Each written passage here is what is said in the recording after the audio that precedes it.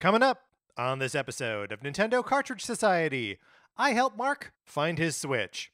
It's dangerous to go alone, so the Nintendo Cartridge Society goes with you.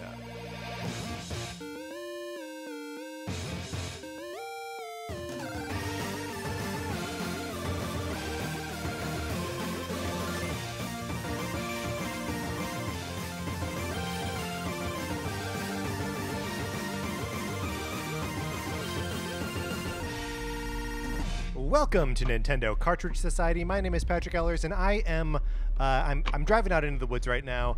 Mark called me earlier. He said that he lost his Switch out in the woods, so I'm just following the pin that he dropped for me. Okay, I think this is. Okay, no, I see him. Okay, hold on. Oh, here we go. Mark. Oh, Patrick! Yeah. Oh my gosh! Thank you so much for coming. I'm sorry to What happened? call man? you out here. So I've been out here camping, and I brought my Switch with me. I'm 100% sure of that because I was finally making progress in Persona 5 Royal. Whoa. Yeah, and so but now I can't find my Switch anywhere. You were camping by yourself? There's no one else out here. Mark. I was This is a pretty camping remote location. It here. is. I really drove far out here. It was just kind of like, you know how you just have those moments sometimes where you just need to really connect with a video Yeah. game? Oh, I thought you were going to say with nature, and that's why you went out into the woods. But no. No, I just needed a few distractions. Right. But now I can't find it. But I'm positive.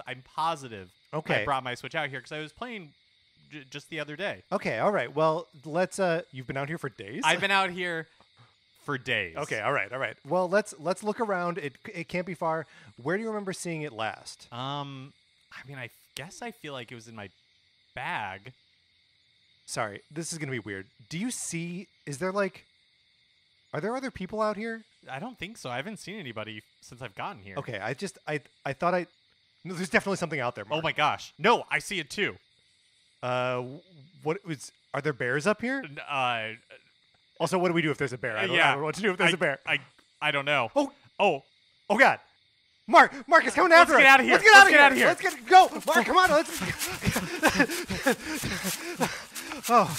Oh God. Well, I don't think it followed us. no, I don't see anything. Oh my gosh, I've never been more scared. My chest is pounding. Yeah, look, I know I have been in better shape at different points in my life, and I'm a little out of shape right now, but I am winded from running away from whatever that was. Where are we? I mean, you're the one who's been out here for days. I haven't seen this clearing.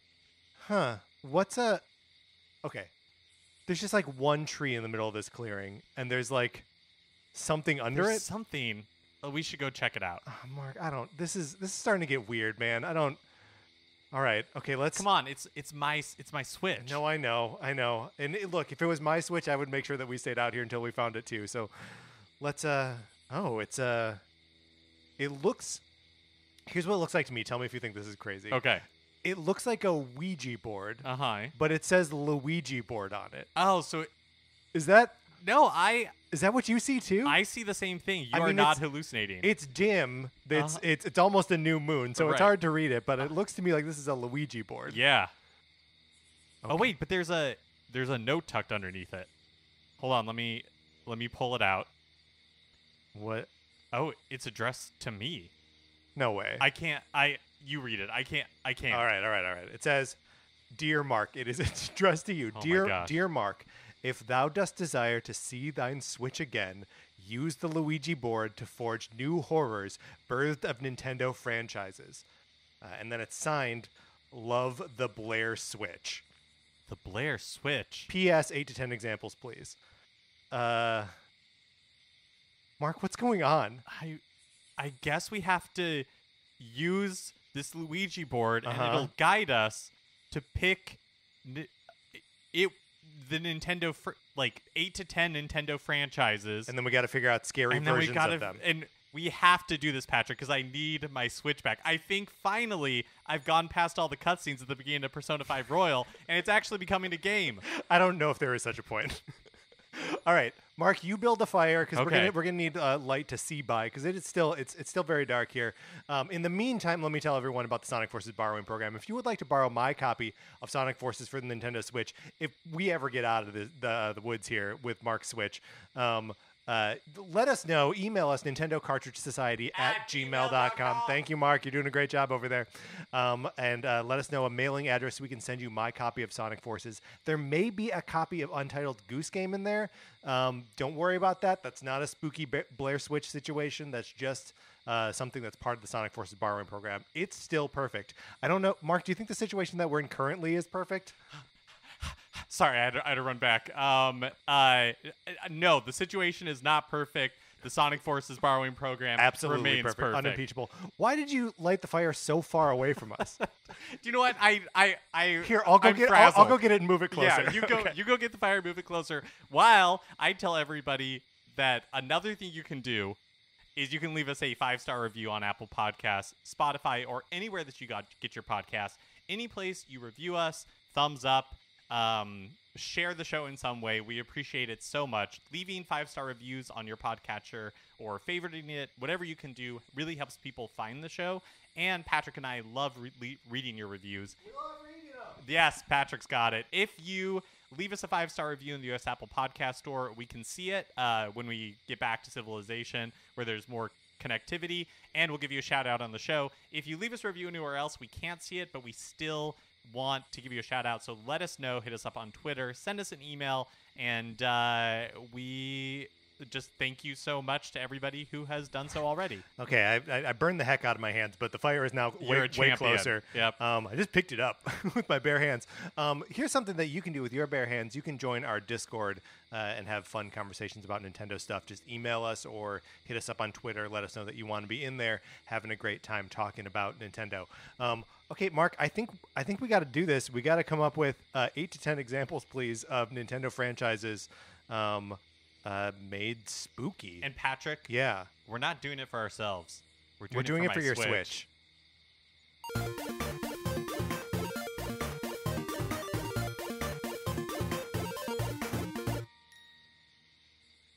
Okay, so we both have to put our hands on the Luigi board here. On the, what do you call this thing? A puck? A pick? What is it? It's a puck in the shape of a toadstool. Oh. All right. Okay. Let's see what franchise we're doing first. All right. Okay. Oh my gosh, it's moving. D U C K H U N T. Duck Hunt. How do you make a duck hunt game scary? So, what if? Okay. This is just first pitch. Yeah. What if you are the duck? Yes. And you're being hunted, right, by a dog, right, that's out for revenge, mm-hmm. and it can smell you, right? Oh man! So it's like, sure, you can hide, sure, but it's gonna be busting down the doors. Yeah, you know what it is? This is like one of those asynchronous multiplayer, like Friday the 13th style games, where one person plays as the dog and the other 4 play as ducks that the dog is hunting. Yep. And it's just like a randomly, like you have the ability to like teleport and like laugh at the ducks. That obviously wasn't where you were going when you started. No, but I think that's perfect. I feel like this version of Duck Hunt, yeah, if Nintendo Land from the Wii U had gotten a sequel, mm-hmm. this would be one of the games in it. Because it's perfect, yes, right? Absolutely, because, because one person, the hunter, the dog, right, the dog, Duck Hunt dog, has the Wii U tablet. And right, then everybody so he can else see is where the playing. ducks are going. Yeah, exactly. exactly. Just like springs up on them out of the grass. Out of the grass. Oh my gosh! I think it actually would be quite fun to play as a duck hunt duck. Those are well-designed ducks. They look good, don't they? I also like to imagine, because normally we just see either the ducks from Duck Hunt flying around, or how do they work in Smash Brothers? I mean, he kind of just like he flies around the dog, right? So, but I think it'd be funny to see those ducks walk or run, as the case may be. Yeah, or swim, like, right? I mean, it's. Yeah, I mean, right. honestly, you take every single detail from the Friday the 13th games, where it's like, at a a summer camp so they can like swim in the lake and all this kind of stuff. And yeah, just put ducks as the campers, and the dog is Jason. Jason, yeah. Yeah. I mean, it's kind of perfect. Duck hunt. Yeah, and Duck Hunt the 13th. Is that what it's? Is that what it's called? I think it is. Duck Hunt the 13th, a new beginning. All right. Okay. Well, so I think we really nailed it with the first one. I mean, that Mark. one was, yeah. I am feeling great about getting my Switch back. You think so? Do you think the quality, like how good our pitches are, do you think that determines the likelihood we get your Switch? It can't possibly. It can't. Because they can't all be that good. Like, I feel like that's a high bar. Yeah. We're not going to clear it again. No. There's nothing in the note about quality at all. Sure. Fair enough. Okay. Well, hopefully that pleases the Blair Switch. Let's try it again and see what we get this time. Yeah. Oh my gosh, it's beginning to move. Geez. This part freaks me out every time. Okay, I hate it. All right. SOCCER.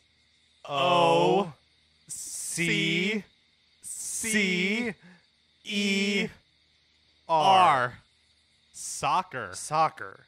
Okay, so NES soccer. Right. And how you make that scary. Do you think this also applies to like the Mario Strikers games? So my first thought is no, that would be its own franchise. I don't want to defy the intention of There's the a Blair lot Switch. at stake here. Yeah, there's a lot at stake here. So I think we just consider it like like the NES soccer game. Okay. I think that's all we have to go off of. That's it. So it's just NES soccer. Oh man. I don't know what. And just I guess to clarify. Yeah. For listeners, Patrick and I are both hoping that this episode, that we live to release this episode. Yeah. Or at least my Switch does. Right. I think we'll live. There's been no threat made on our Right, lives. That's right. I think we'll be Only okay. my Switch is at stake. Only your that's Switch, such yes. an important point. Right. But I'm assuming, and this is just my assumption, is that the Luigi board has a list of 70 Nintendo franchises, and that somebody on the other side is doing a random number generator, and then the Luigi board is just communicating the results of that random number generator to us. I mean, that sounds like the will of the spirits that is not ours to understand. Mark. Right. That's true. That's just how I am perceiving this to happen. Sure. If that's what you believe, I think there's a polterpup on the other side calling the shots. Mark, how do we make soccer scary? Are there any like sports related horror movies that you can think of? It's not really because sports movies are usually like feel good movies, and horror movies are like famously not. Right. Can I tell you the image that appears in my head? Yeah, please. When I think of trying to make soccer into a horror thing, is that the ball is a human head. And that makes me think of, have you ever seen the first Hocus Pocus movie? Yeah. Okay, so isn't like... What a bizarre thing that you had to specify. The first Hocus Pocus movie. I understand there's a new one, which I've not seen. I have not seen Okay, either. yeah. So in the first one, there's like the zombie guy that comes back, right? Yes. And he loses his head all the time. Sure. And I feel like the head is like rolling around and he's chasing it. Mm-hmm. So... Maybe, and I know he's not a Frankenstein's monster. Sure. That for the purposes of this episode, I'm just going to call Frankenstein. Fine. Even though we all know I it's the doctor. It's all right. I get you. I get you. So I both understand why it's a big deal to call him Frankenstein's monster, and why I don't care right now. So maybe the premise of this version of NES Soccer, so you just have to imagine this is all, like 8-bit, is that there is a team that is always made up of Frankensteins. Mm-hmm. One of them has lost their head. And then the opposing teams are they're werewolves. They are vampires, right? And they're... Hold on. Sorry. Can I tweak it? Yeah. So the one team is always Frankenstein's. The other team, Headless Horsemen. Of course. Of course. And so they all want this want head. that head. They all want this head. They all want that head. Yeah. Everybody's after this head. Right. Yeah. This is good. In fact, I'm going to tweak it a little more. They're all Headless Horsemen? No. Half of them are still Headless Horsemen. Okay.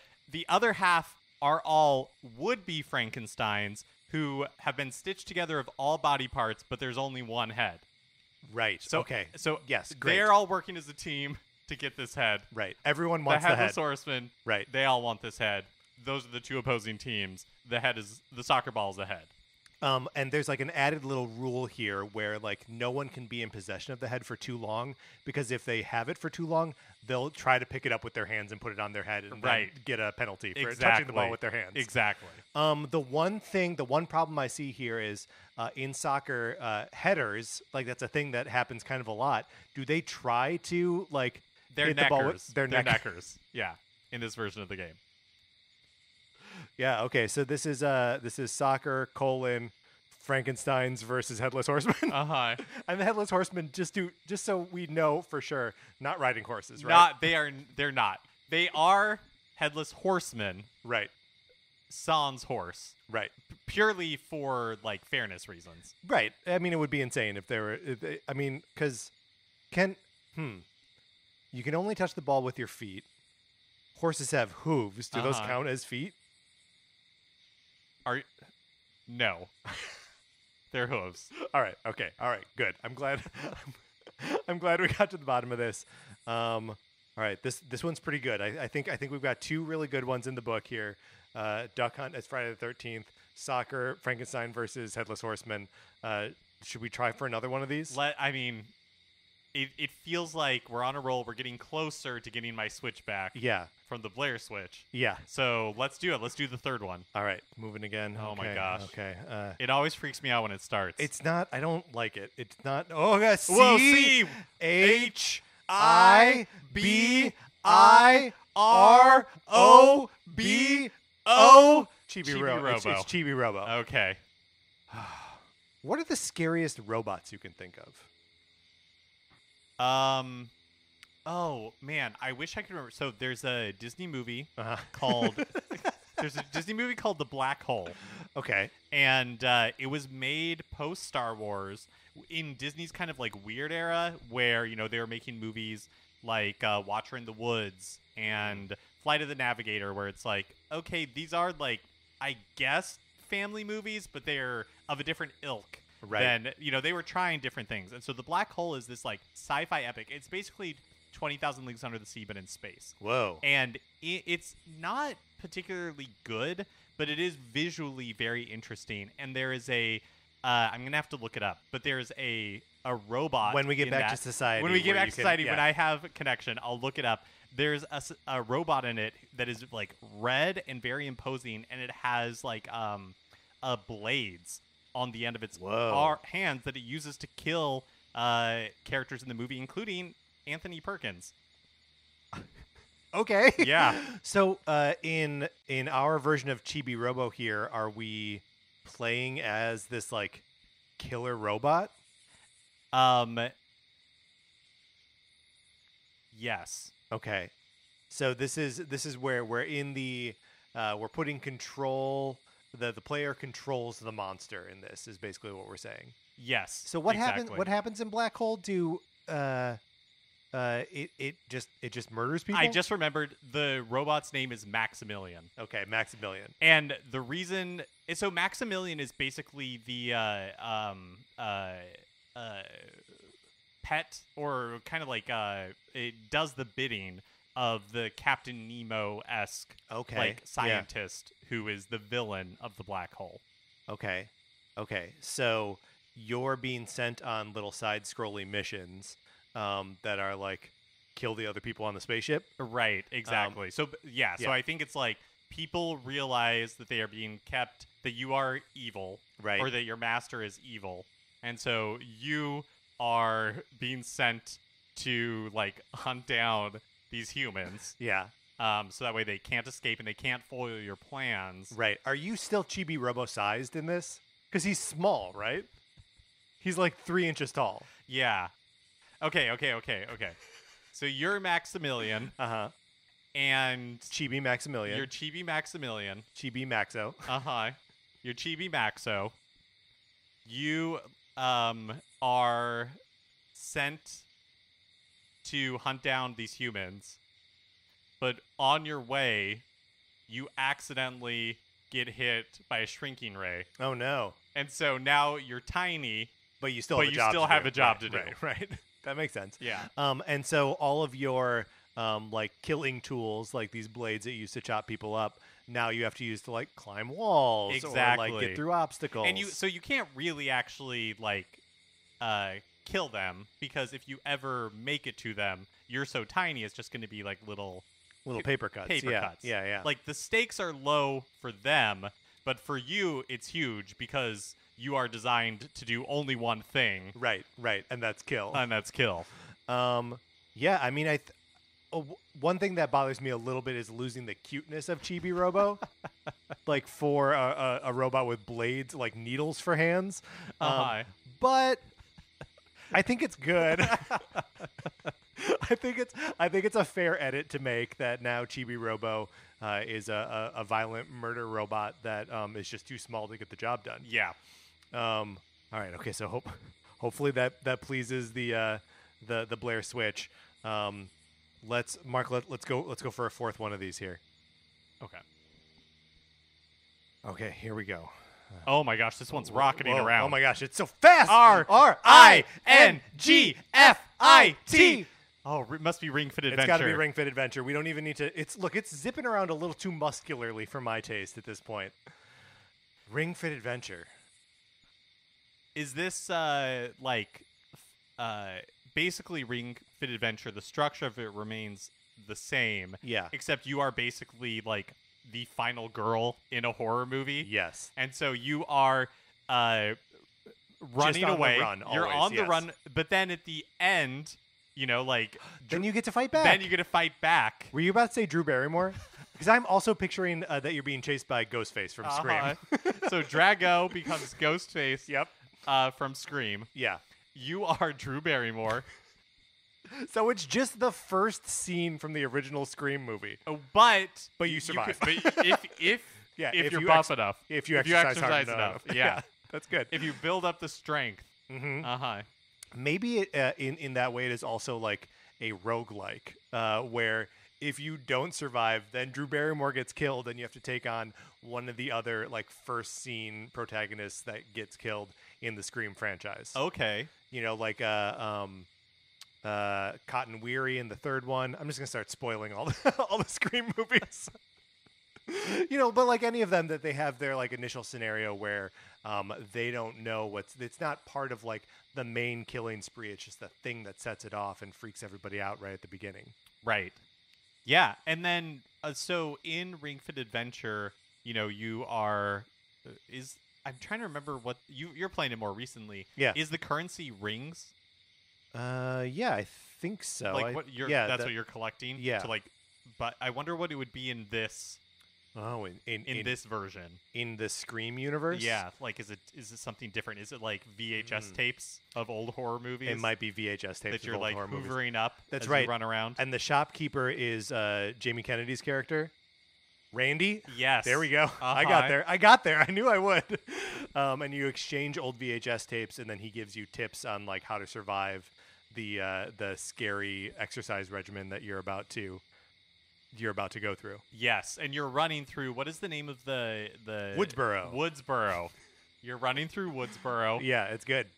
You instead of going to like a shop to get smoothies or new clothing, you go to like the police station, and or you stop by Gail Weathers' news van. Those are like the two that you can choose from. Right. Well, and because the shop that you visit is run by, in Ring Fit Adventure, it's run by a husband and wife. And there's a period during the Scream movies where Dewey and Gail are married. So that all lines up. It all works. That all works. I tell you what, I think I would play Ring Fit Adventure more if Ghostface was in it. And Ghostface is buff. Oh yeah, yes. Because it turns out, I'm spoiling the end of this version of Ring Fit Adventure, that Ghostface is Drago. It's still Drago. Yeah. Yeah, that's right. That's right. And he's mad because like your mom had an affair with his dad and broke their family up. It's messy. Okay, for sure. It's real messy. It's real messy. And like in the middle there, it doesn't really make sense. Right.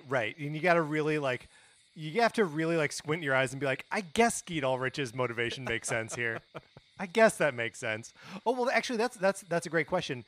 Ghostface is just the one guy in this, because a common Scream-ism is that it's multiple killers. Well, we don't want to spoil everything. Mark, that's so good. Keep them guessing. Keep them wanting more. But I definitely think the Drago is a Ghostface. Yeah, I think that's right. All right. What is? Do we have a name for this one? Or it's Ring Fit Adventure normally. Is it Scream Fit Adventure? I think it's Scream Fit Adventure. Yeah. Okay, perfect. There's no improving on that. All right, Mark. Let's get back to the Luigi board here. Okay, it's starting to move. Okay. P-O-K-E-M-O-N.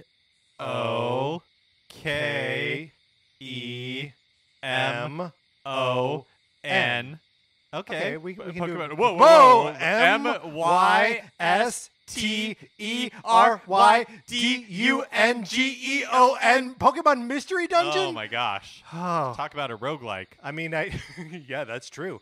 I mean, I thought we were just going to have to pitch like a scary Pokemon game, which it would just be like it's all ghost types, right? Oops, all ghost types. But a Pokemon Mystery Dungeon. I mean, is this like a The Hills Have Eyes kind of yes scenario? It is. No, I mean that is 100% what it is. There are mutant Pokemon, right, living in the Mystery Dungeon. Living in the Mystery Dungeon, and you are a Pokemon trainer who you're traveling through this untamed territory with you and your Pokemon. Your vehicle breaks down. You're in one of those like Pokemon Snap like vehicles that's just like a little like egg thing with a dome on top. Yep. It breaks down and you're like, oh, I don't have cell signal. Kind of a lot like the scenario that we have right now. Although I think my car is actually in perfect working order. Just not too far from here. If we wanted to. We could leave if we wanted to. We want to get your Switch back, right? But you can't in this game. Is what we're saying. So you just like start looking around for like any shelter, right? Maybe like it's a big storms coming through. In. Yeah, that's right. So you take shelter under like flash flood. Yeah, Yeah, that's right. So you get to like get up into the hills a little bit, find a little like overhang, and then a tail over your mouth and little Charizard hands like over your knees, and you get sucked into this cavern. It's a battle for survival, and then it's a battle for survival against the Pokemon of the Mystery Dungeon. Yeah. Are they mutants in The Hills Have Eyes? They are, yes. It's been a long time since I've thought about that movie, but I think it's like that they are from like nuclear fallout, basically. From like nuclear testing, I think. Are they cannibalistic? I genuinely can't remember. Okay, well let's for our game, for Pokemon Mystery Dungeon, is it in fact Pokemon Cannibal Dungeon? I mean, I guess it has to be. Which I suppose that would imply that they're eating each other.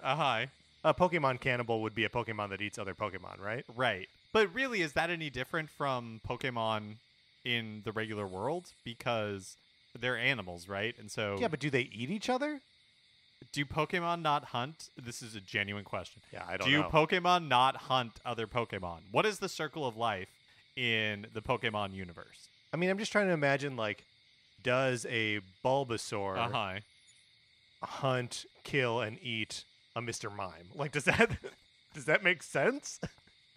Well, I don't know that I don't know, would a Mr. Mime be, and maybe the name is throwing me off, because, like, would a Mr. Mime be in the same environment as a wild Bulbasaur? I think of a Mr. Mime as being in the city, and a wild Bulbasaur being like in the forest or the jungle or something. Right. So it'd be like us being out here in the forest, where and we would be the Mr. Mimes in this scenario. And I feel like it's likely that the Blair Switch is going to eat us if we don't fulfill its wishes here. So the Blair Switch would be like the Bulbasaur in this. That's what I'm saying. Yeah, so for whatever reason, I think you're right that it is Pokemon Cannibal Dungeon. Yeah. But it doesn't feel that gross to me when it's Pokemon eating each other, because that's just like animals eating each other, and that happens every day. Sure. Well, and also, like, some of the Pokemon are like ice cream cones, right?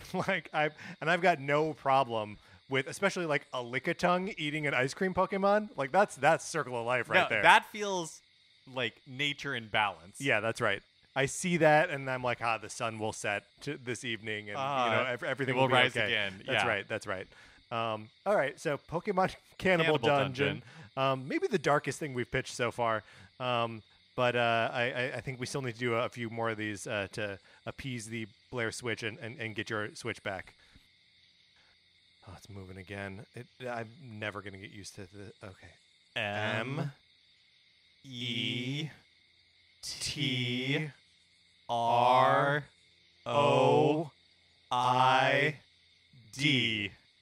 Okay. Okay, so Metroid. So that's a easy Metroid enough. game. Whoa! Jeez! P-R-I-M-E. Okay, it's Prime. It's Metroid okay, Prime. Metroid Prime. Okay. Do you really have to change much about Metroid Prime to make it a horror game? So I think the one thing that I would change to make it a horror game is to bring down the scale, to bring it more in line with I think it would be a Metroid game that all takes place on like a derelict space station or a derelict spacecraft, like Alien or like The End of Sunshine. I mean, almost like Other M, which is all taking place in that one spaceship that has all those different biomes. Right, but no biomes. Okay, so more like maybe more Dead Space-esque. More Dead Space-esque, more Alien Isolation-esque. And maybe that's the thing, too, is we need to get Samus out of that Chozo suit. We do need to get Samus out. Although that's kind of like... Yeah, that's fair. That's fair. No, what were you going to say? Well, I was just going to say, that's... I think you should have almost like Metroid Zero Mission. Yeah. Like moments where she's more vulnerable. Yeah, without her suit. That's a good point. But if there are long sections where you're just in one section of the ship, don't have access to your suit for whatever reason, and there are just Metroids floating around, and they can sniff you out, and you just gotta stealth your way through. Yeah, really lean into the survival horror aspects of it, where it's okay, there are times where Samus is powerful, but you have to be strategic about when you can use that. So maybe she's not out of her suit, but maybe her suit is on the fritz. Yeah. And so there are times, where you just you don't have your access to your normal abilities. Yes. So you have to be more careful because Metroids or whatever can get you. And then what if we have Ridley as a nemesis type enemy we that can follow you through doors and stuff? Yes, exactly.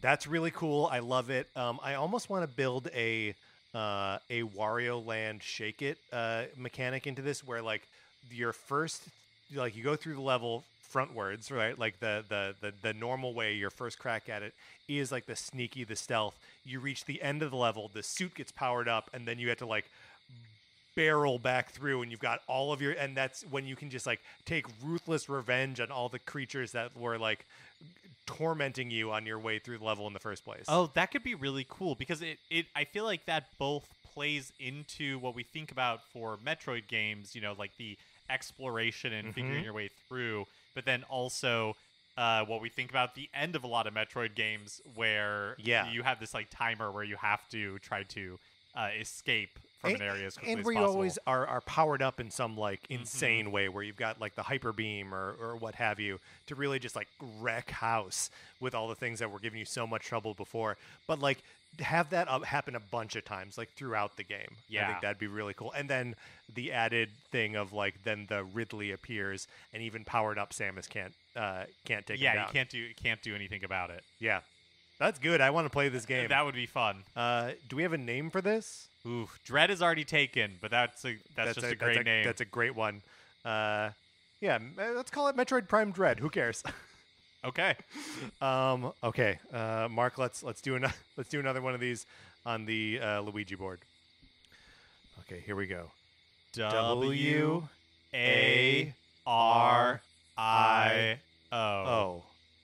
And it stopped moving. But we've been tricked. We've been tricked before. WARE. Okay, yeah. I knew there was more. WarioWare. Okay, so here's something.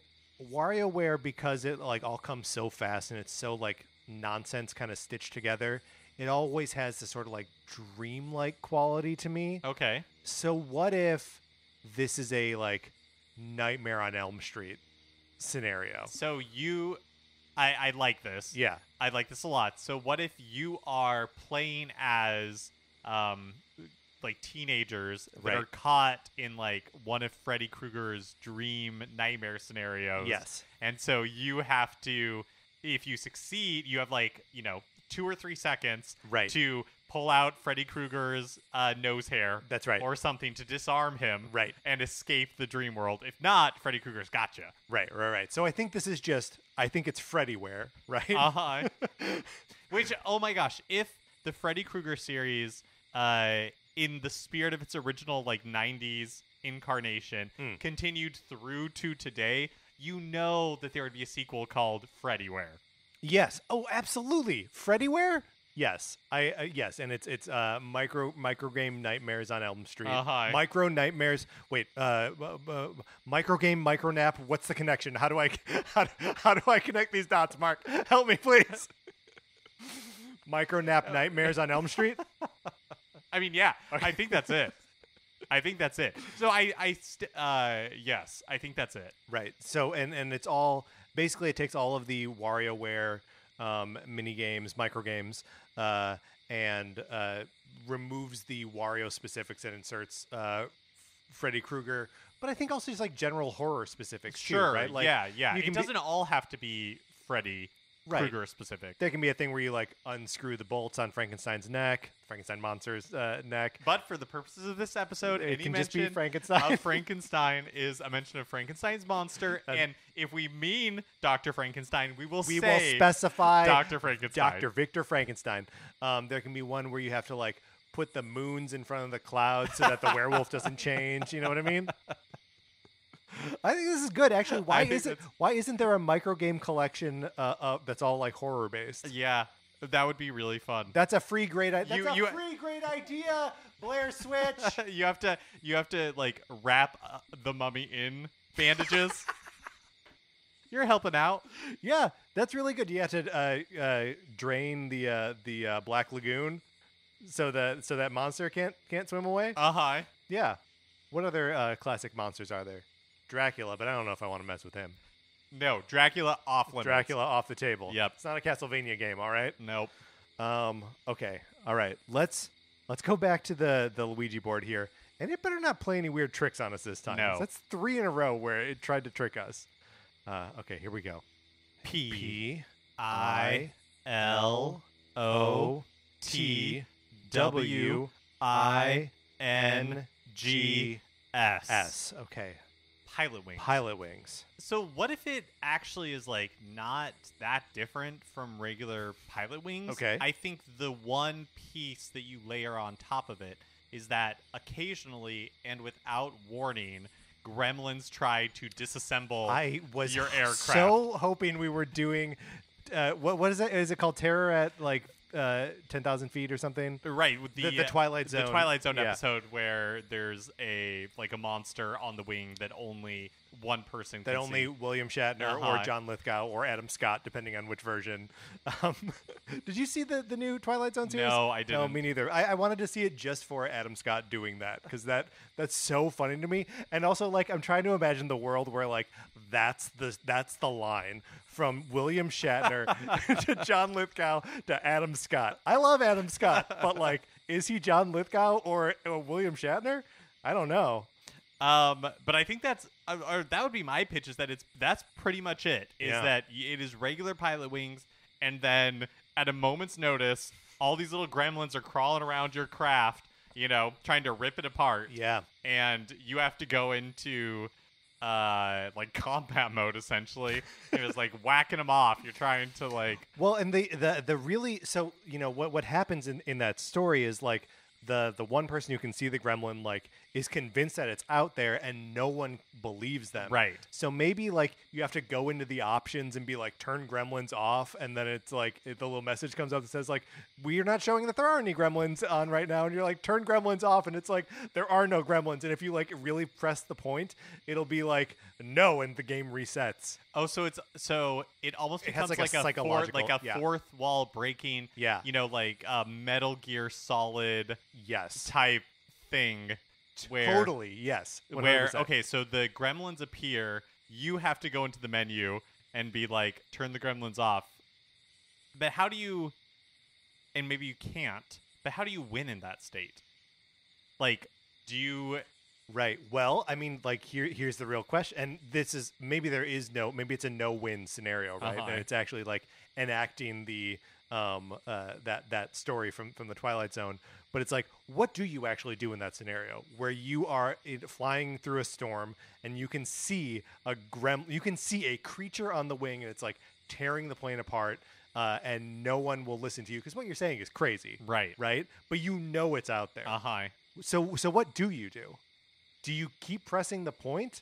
Do you let it go and just hope that you don't die in a fiery plane crash? Like, what do you do? Well, I guess the difference between the scenario in the Twilight Zone where he's on a commercial airliner, right, versus Pilot Wings where it is you in a jetpack and presumably at least one gremlin, right, is that you have agency.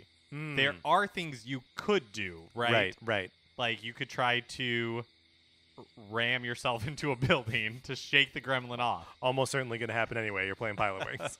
It's really tough to control that thing. So, yeah. I mean, I think this does become like a psychological warfare against the player where you keep seeing like options that you think should be able to get rid of the gremlin, but like over and over again, the game doesn't let you access those options. And Mark, I know you said that you put in a little time to Persona 5. You came out to the woods so you could play Persona 5 without interruption. There's a part right at the beginning of Persona 5 where it says like the following game is like based is a work of fiction, and all of the characters aren't real, and you can only play the game if you accept those conditions. And then it actually gives you a choice, like, do you accept that or do you not? Or do you think they're real? And I was like, I'm going to say I think it's real. And it actually kicked me back out to the title screen. Oh, you said it was not real. And no, it kicked you out. I said that it was real. You have to accept that everything is fictional. I understand. Yeah. So like it'll be a scenario like that where you keep trying to get the gremlins off using the menu options, but it won't let you. So this version of Pilot Wings is like a task for Sisyphus. Yeah. Okay. Yeah, that's right. It's like Desert Bus. Which, as far as I'm concerned, is just Pilot Wings anyway. Pilot Wings is a Sisyphusian ordeal that no one can overcome. Fair enough. Okay, there we go. All right. I feel like this should be called Pilot Wings 31 for Halloween. Tell me what you mean. What's 31? Like the 31st of October. Oh, okay. All right. Sorry, I wasn't with you on that one. Okay. Mark, let's back to the Luigi board. Back to the Luigi board. A N I M A L C R O S S I N G. Animal Crossing. So you can experience Halloween in Animal Crossing. Yes, but I don't think this should be that. I don't think so either. I think this should be a exploration of the little rabbit person from the from Bunny Day. From Bunny Day. Whoa, Zipper is his Zipper. name. Okay. This is like a Zipper origin story. Why is Zipper who Zipper is? Sure. So like, is this like a Dahmer situation? No. No, it's not. All right. But Zipper, whoever's inside that Zipper costume, has some sort of like twisted past. Yeah, so maybe I don't like this. Because my next thing was going to be like, do we just do it, but Pennywise is Zipper? Zipper. That's not bad. That's not sort of bad. That's not. Well, here's sort of really bad. Bad. Here's an alternate pitch. Okay, all right. It is Animal Crossing as we know it, except instead of trying to, or especially like I'm thinking like New Horizons, but instead of trying to build like a island or like that sort of thing, you are the caretaker. You're basically Dampy. You are the caretaker. This is right. Of a cemetery. Right. So your job is to make the cemetery nice. You know, you are tending to the ghosts who inhabit the cemetery. Pose, you may call them. Yes. Look, I don't care. This is Animal Crossing cross The Legend of Zelda / Graveyard Simulator. Yes. Yeah. But it's I feel like this is, we've done a lot of like horror games. Yeah. And I think this is infused with spookiness, but still has the spirit of Animal Crossing. Yeah, well, I mean, just referring back to the note here, we're supposed to forge new horrors birthed of Nintendo franchises. So I think that's all encompassing, right? That like, as long as it is adjacent to a spooky thing, that kind of makes sense. And I feel like you could have a Happy Home Paradise type thing here, where you design a mausoleum, where you design, like a Poe comes to you, right, and is like, I need the perfect space for, I loved video games, surfing, and cheese, right, and so I need the perfect mausoleum for me to live in forever. Yeah, and it's good. your job to design it. Yeah, and you have to like. So are you also deciding like if their remains are cremated or if they're buried? Well, see, I think they have opinions on that. Right, sure. And it's just your job to like execute whatever their wishes are. Right. Well, and also I guess like they're already dead. They're kind of long dead, right? By the time you're building the mausoleum to them. Yeah, this is all good. And then I think like you have to like throw out, because people like visit during the day. The whole game takes place at night, right? Like Dampy only comes out at night. And people during the day, they come and they leave like flowers at graves, and you gotta like clean them up, right? So it's just like that regular like maintenance. Sometimes you gotta like chase kids out because they're like playing freeze tag in the graveyard at night or whatever. Red still shows up, and he's trying to sell you like you have to choose which of the headstones are like real marble. Ooh, yeah, there we go. Fake. I mean, or he could be selling you like reproductions of like real famous headstones in real life. Yeah, and you gotta like look them up to be like, is this what the Tomb of the Unknown Soldier looks like? Yeah, that's perfect. Is this what Richard and Pat Nixon's graves really look like? You can just go down to Yorba Linda and see them. They're buried at the library.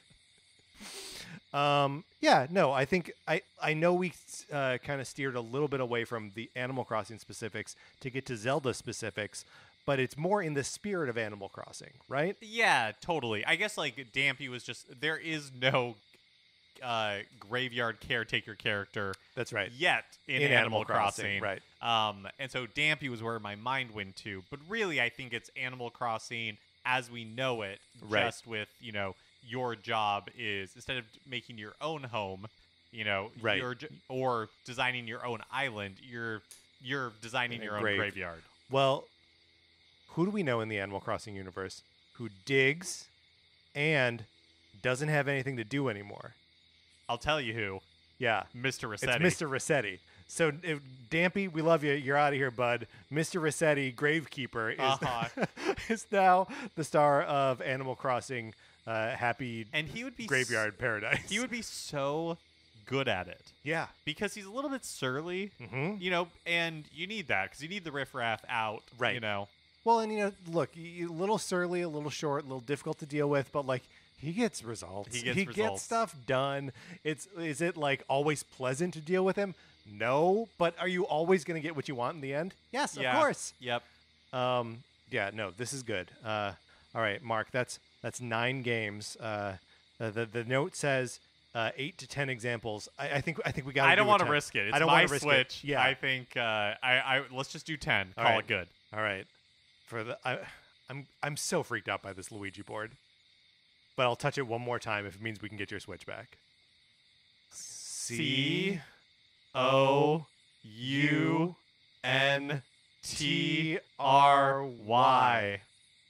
Just country. What is that? Wait, it's moving again. Still moving. Okay. Wait, I haven't even noticed this part of the board. This board is way bigger. Oh, it just says Donkey Kong, and there's like a picture of Donkey Kong's face on here. So how didn't we see that before? Donkey Kong Country. Donkey Kong Country must. I'm going to assume. Blair Switch. We're going to assume this means Donkey Kong Country.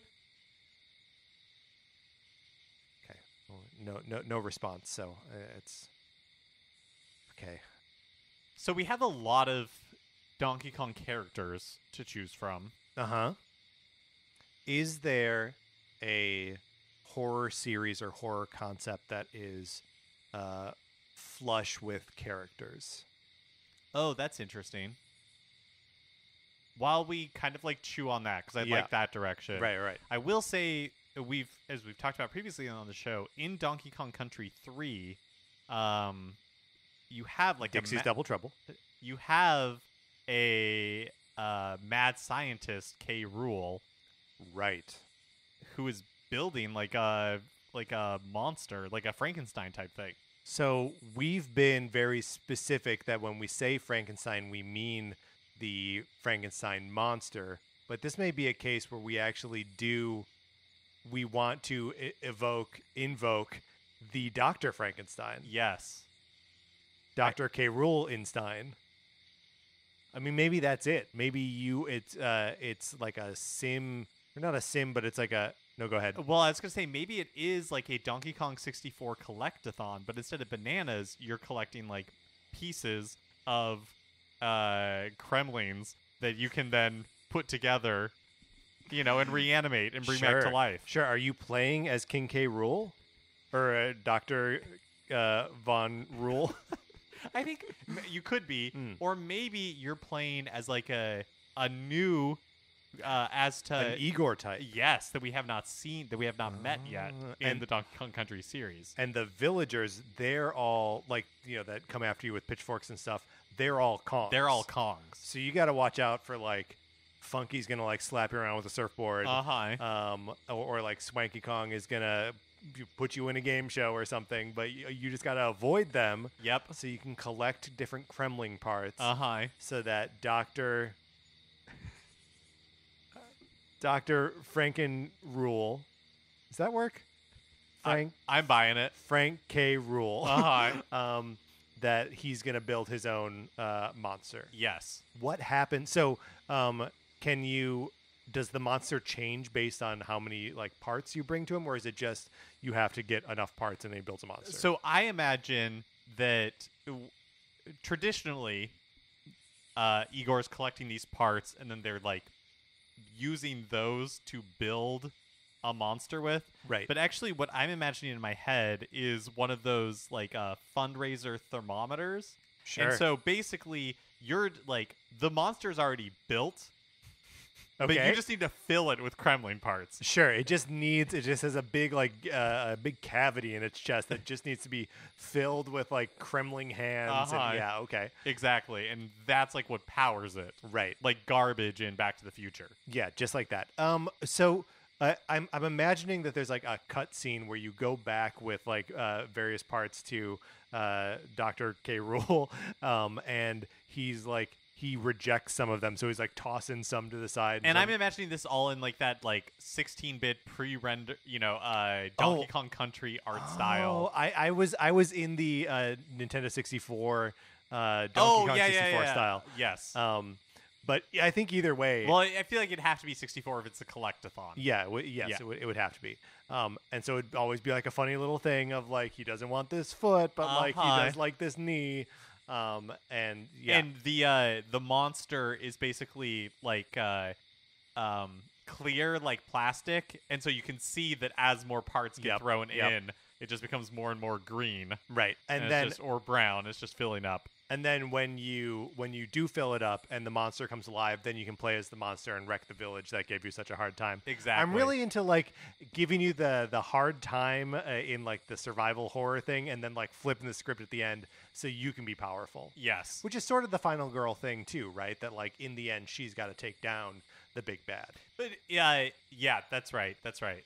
And I feel like just because, this Igor type Kremling is putting in so much work, I'm actually, do you know what I'm imagining? Is it's one of those tiny little alligators with the big heads that you jump on. Chomp. Yeah. Then they... Clapper, maybe? Clapper. I'm imagining it's one of those with like a hump on its back.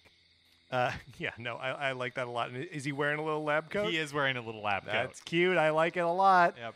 But you get to get in the monster and control it. Yes. I mean, that has to be the end of it. And destroy the village that is trying to burn you down with like pitchforks and torches and stuff. Yep. Okay, well that's 10. That's 10. That's 10, Blair Switch. We've done your bidding. Oh my gosh, the fire that you carried over next to us just blew out. Oh. Wait, did you hear that? Oh, I don't. It sounded like sticks cracking. Oh. Like somebody stepping on No, them. there's Mark. That same thing. That same thing is here. Don't hurt us, man. Yeah, don't. We just want Mark's Switch. That's right. Oh.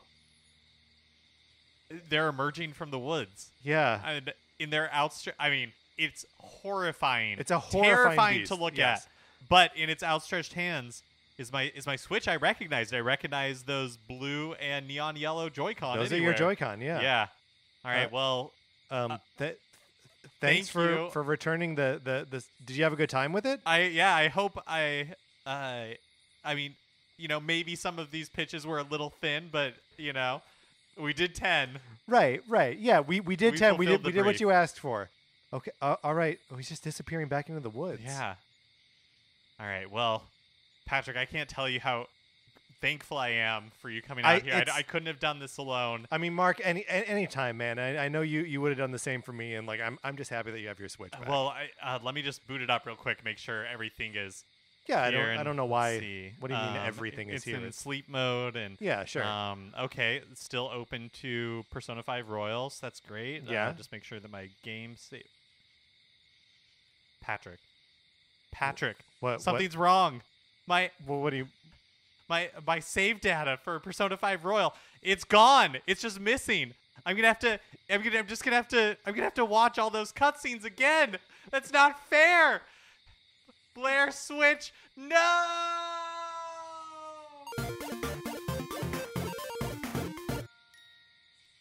Okay, well, I'm gonna try to get Mark to calm down, but I think we just need to close out this episode. Thank you so much for listening to this episode of Nintendo Cartridge Society. If you could please rate, review, and follow us on Apple Podcasts or wherever you get your podcasts, we would greatly appreciate it. If you like this episode, you should share it on Facebook or Twitter, or I mean, really whatever you can do to help Mark get his Persona 5 Royal save data back. I don't know. Send an email to the Blair Switch. I don't know.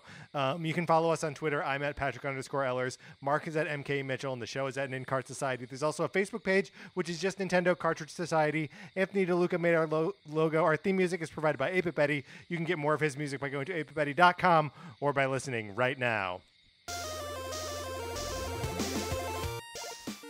For my co-host, Mark Mitchell, who is losing his mind right now, this is Patrick Ellers saying, in the woods, no one can hear you scream.